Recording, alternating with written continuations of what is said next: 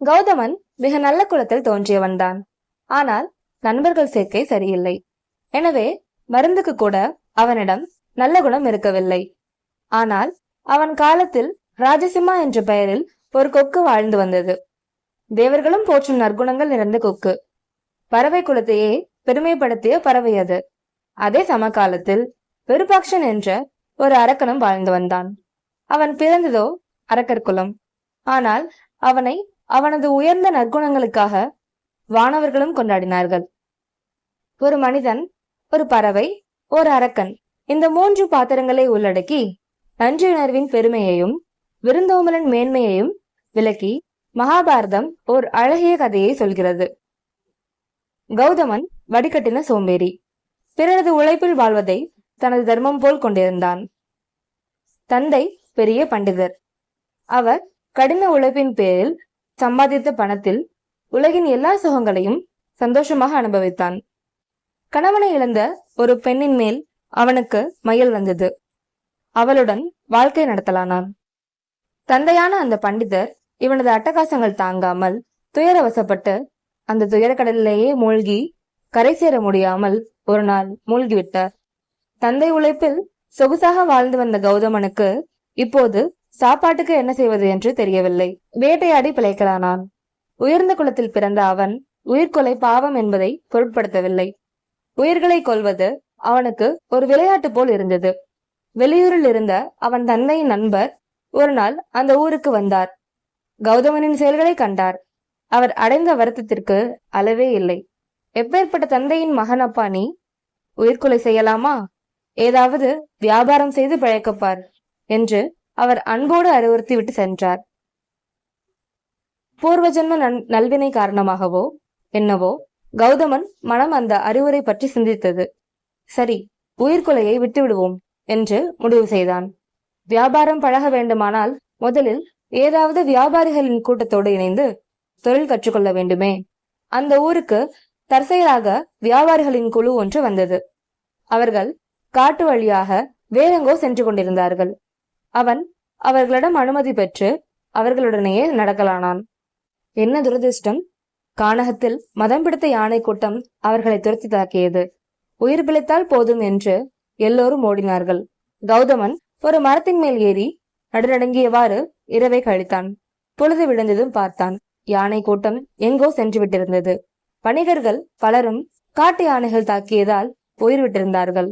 கௌதமனுக்கு உயிர் என்பது என்ன, வாழ்க்கை என்பது என்ன என்பன போன்ற பல கேள்விகள் மனதில் எழத் தொடங்கின. அவன் மெல்ல நடந்து பக்கத்தில் அதிக அபாயமில்லாத நந்தவனம் போன்ற ஒரு காட்டுக்கு வந்து சேர்ந்தான். மரங்களில் பழுத்திருந்த கனிகளை பறித்து உண்டான். எங்காவது இலைப்பாற வேண்டும் என தேடிய போது பிரம்மாண்டமான ஒரு ஆலமரம் தென்பட்டது.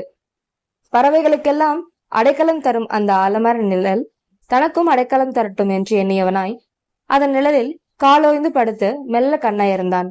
சற்று நேரம் கழித்து கண் விழித்து பார்த்தபோது ஒரு பெரிய கொக்கு அவன் அருகே அமைதியாக உட்கார்ந்திருந்தது. அது தன் மாபெரும் சிறகுகளால் அவனுக்கு காற்று வரும்படி விசிறி கொண்டிருந்தது. பறவையின் செயலை பார்த்து ஆச்சரியமடைந்த கௌதமன், யார் நீ என்று அந்த கொக்கிடம் விசாரித்தான். அவனை பரிவோடு பார்த்தது கொக்கு. ஐயா, என் பெயர் ராஜசிம்மா. இது நான் வசிக்கும் ஆலமரம். இந்த மரம்தான் என் வீடு. இதில் நான் கூடு கட்டி கொண்டு பல ஆண்டுகளாக வாழ்கிறேன். இந்த மர நிழலை நீங்கள் இலைப்பார தேர்ந்தெடுத்தது என் பாக்கியம். இப்போது நீங்கள் என் வீட்டுக்கு வந்த விருந்தாளி ஆகிறீர்கள். விருந்தினரை மனம் கோணாமல் உபசரிக்க வேண்டியது தர்மம் அல்லவா? காற்றில்லாமல் உங்கள் நெற்றி முத்து முத்தாய் வியர்ப்பதை மேலிருந்து பார்த்தேன். அதுதான் கீழே இறங்கி வந்து சிறகுகளை கொண்டு உங்களுக்கு விசிறி கொண்டிருக்கிறேன். தங்கள் பெயர் என்னவோ? தாங்கள் எதன் பொருட்டாக இங்கு வந்திருக்கிறீர்கள் என்று அன்புடன் கேட்டது. ஒரு கொக்கு மிகுந்த பண்போடு மதுரமாக பேசுவது கௌதமனை ஆச்சரியத்திலும் மகிழ்ச்சியிலும் ஆழ்த்தியது. பறவை குலத்தை சேர்ந்த ராஜசிம்மா, என் பெயர் கௌதமன். நான் வறுமையால் வாடுகிறேன். பணமில்லாத கஷ்டம் என்னை வதைக்கிறது. எப்படியாவது கொஞ்சம் பணம் கிடைக்காதா என்றுதான் எல்லா இடங்களிலும் அலைந்து கொண்டிருக்கிறேன். நான் இந்த கானகத்திற்கு வந்தது பணத்தை தேடித்தான் என்று பரிதாபமாக பதிலுரைத்தான். கொக்கு சற்று நேரம் யோசனையில் ஆழ்ந்தது. பிறகு எதையோ கண்டுபிடித்தது போல் மலர்ச்சியுடன் சிரித்தது.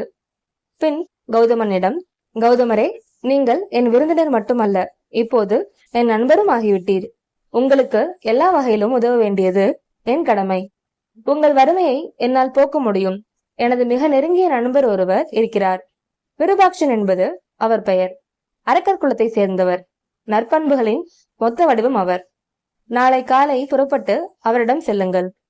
என் நண்பர் நீங்கள் என்று சொல்லுங்கள். உங்களுக்கு தேவையான செல்வத்தை அவர் தந்து உங்களை வழியனுப்புவார் என்றது. கௌதமன் மிக்க மகிழ்ச்சி அடைந்தான். அரக்கன் விருபாட்சனின் இருப்பிடம் எங்கே இருக்கிறது என்று கேட்டறிந்து அப்போதே புறப்பட்டு சென்று அரக்கனை சந்தித்தான். தன் நண்பனும் பறவையுமான கொக்கினால் அனுப்பப்பட்டவன் கௌதமன் என்றறிந்ததும் விருபாட்சன் அடைந்த மகிழ்ச்சிக்கு அளவே இல்லை. பொன்னும் மணியும் வாரி வாரி கொடுத்தான். அத்தனை செல்வத்தையும் தூக்க முடியாமல் தூக்கி சுமந்து கொண்டு திரும்பி வரும் வழியில் மீண்டும் ராஜசிம்ம கொக்கை சந்தித்தான் கௌதமன். அவன் கொக்கு இருந்த இடத்திற்கு வருவதற்குள் இரவு தொடங்கிவிட்டது. கொக்கு அவனை அன்போடு வரவேற்றது. அவனுக்கு செல்வம் கிடைத்தது பற்றி மகிழ்ச்சி தெரிவித்தது. அன்றிரவு அவன் படுக்க மரத்திலிருந்து இலைதலைகளை பறித்து வந்து சுகமான படுக்கை தயாரித்தது. இன்றிரவு இங்கேயே உறங்கிவிட்டு நாளை புறப்படுங்கள் என்று வேண்டிக் கொண்டது. கௌதமனை விலங்குகள் தாக்காமல் இருக்க சற்று தூரத்தில் நெருப்பு மூட்டியது. பின்னர் உறங்கும் கௌதமனின் அருகேயே தானும் படுத்து உறங்க தொடங்கியது. சிறிது நேரத்தில் உறக்கம் கலைந்து எழுந்தான் கௌதமன். அருகே வெள்ளை வெளேர் என்று மாமிச கொழுப்புடன் சலனமற்று உறங்கும் அந்த பெரிய கொக்கை சற்று நேரம் உற்று பார்த்தான். தொலைவில் நெருப்பு எறிவதையும் பார்த்தான். நாம் நம் ஊரை அடைய இன்னும் வெகு தூரம் நடந்து செல்ல வேண்டும். நாளைய சாப்பாட்டுக்கு என்ன செய்வது? அவனுடைய பழைய கிராதக மனம் விழித்துக் கொண்டது. வேட்டையாடு, வேட்டையாடி வாழ்ந்தவன் தானே நீ என்று அது அவனை உசுப்பிவிட்டது. தீய சக்திகளின் கட்டளைக்கு பணிந்தவன் போல் அவன் திடீரென்று எழுந்தான். ஆழ்ந்த உறக்கத்தில் இருந்த கொக்கையை அள்ளி எடுத்தான். சடாரென அதை நெருப்பில் போட்டு அதன் மாமிசத்தை உரித்து எடுத்து மறுநாள் சாப்பாட்டுக்கு வைத்துக் கொண்டு அதிகாலையில் அந்த இடத்தை விட்டு புறப்பட்டு வேக வேகமாக நடக்கலானான். இதை தேவலோகத்திலிருந்து பார்த்து கொண்டிருந்த தேவேந்திரன் திகைப்பில் ஆழ்ந்தார். இப்படி கூட மனிதர்கள் நடந்து கொள்ள முடியுமா என்றெண்ணி அவர் விழிகள் கண்ணீர் உகுத்தன. நாள்தோறும் ராஜசிம்ம கொக்கு ஒருமுறையேனும் பறந்து சென்று தன் அரக்க நண்பரான விருபாட்சனோடு உரையாடி விட்டு வருவது வழக்கம். என்ன இது, ஓரிரு நாட்களாக கொக்கை காணோமே. அதுவும் கொக்கு என்னிடம் அனுப்பிய மனிதனான கௌதமன் அவ்வளவு நல்லவனாக தெரியவில்லை. கொக்கின் மனம் அதன் உடலை போல் வெளுத்தது.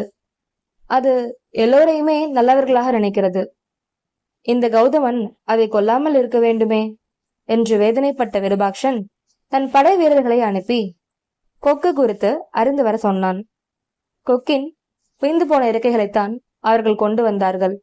தன் நண்பன் கொக்கின் இறக்கைகளை கண்ட அரக்கனின் கண்களில் கண்ணீர் வழிந்தது. எங்கே அந்த கௌதமன்? பிடித்து வாருங்கள் அவனை என்று கர்ஜித்தான். கௌதமன் உடனடியாக கண்டுபிடிக்கப்பட்டு இழுத்து வரப்பட்டான். இவனை வெட்டி அந்த மாமிசத்தை சமைத்து சாப்பிடுங்கள் என்று உருமினான் அரக்கன்.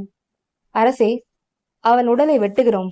ஆனால் நஞ்சு கொன்றவனின் மாமிசத்தை சாப்பிடும் அளவு நாங்கள் கேவலமானவர்கள் அல்ல என்ற அரக்கர்கள் அவன் உடலை வெட்டினார்கள். காட்டு விலங்குகளிடம் அந்த உடல் எரியப்பட்டது. இந்த நஞ்சு கொன்றவனின் மாமிசத்தை நாங்கள் தொடக்கூட மாட்டோம் என்று விலங்குகள் அனைத்தும் விலகிச் சென்றன. தன் கொக்கு நண்பனான ராஜசிம்மவை எஞ்சிய உடலை சந்தன சிலையில் வைத்து கண்ணீர் மல்க எரிக்க முற்பட்டான் விருபாட்சன். அப்போது அங்கே தேவேந்திரன் தோன்றினார். விருந்தோம்பலில் சிறந்த இந்த அற்புதமான பறவையை நான் மீண்டும் உயிர்ப்பிக்கிறேன் என்று கூறி அதற்கு உயிர் கொடுத்தார். என்ன ஆச்சரியம்! மறுகணன் எரியூட்டப்படவிருந்த சந்தன சிதையிலிருந்து ராஜசிம்ம கொக்கு சிறகுகளை சிலிர்த்து கொண்டு எழுந்து நின்றது.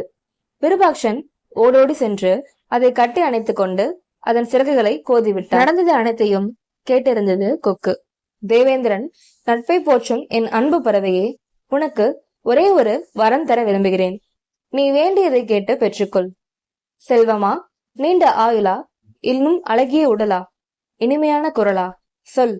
உனக்கு வேண்டிய ஏதாவது ஒரே ஒரு வரத்தை மட்டும் கேள் என்று பரிவோடு சொன்னார்.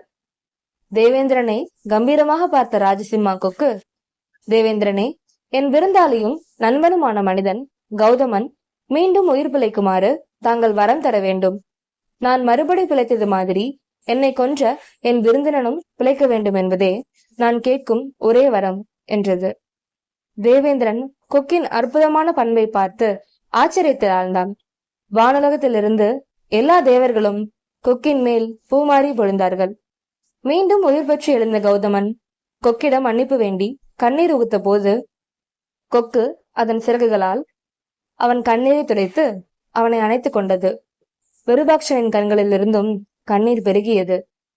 குணம் பல நேரங்களில் குலத்தால் அமைவதில்லை. குலம் எதுவானால் என்ன, குணத்தால் உயர்ந்தவர்களே உண்மையில் உயர்ந்தவர்கள் என்ற உண்மையை மனித குலம் இந்த நிகழ்ச்சி மூலம் புரிந்து கொண்டது. மனசாந்தி தரும் இந்த கதை மகாபாரதம் சாந்தி பருவத்தில் வருகிறது.